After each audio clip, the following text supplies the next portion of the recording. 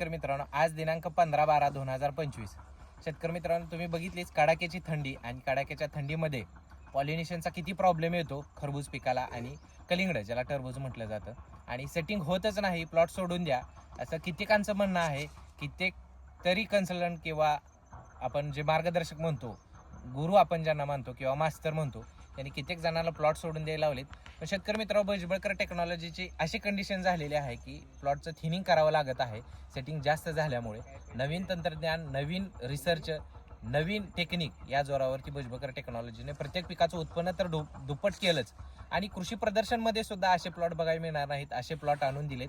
आणि त्यातीलच हा प्लॉट आहे शेतकरी मित्रांनो. तुम्ही बघू शकता सेटिंग अगदी हे 4 फुटातलं सेटिंग आहे. 4 फुटामध्ये साधारण 37 ते 38 सेटिंग आहे. फक्त मोठ्या फळाची संख्या मोजली तर शेतकरी मित्रांनो हे थिनिंग करावं लागणार आहे.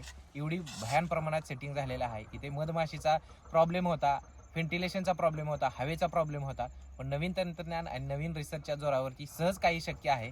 ते तुम्हाला आत्मसात करायचं असेल, तुम्हाला उत्पन्न वाढवायचं असेल, आर्थिकदृष्ट्या सक्षम व्हायचं असेल तर नक्की भुजबळकर टेक्नॉलॉजी संपर्क साधा. धन्यवाद.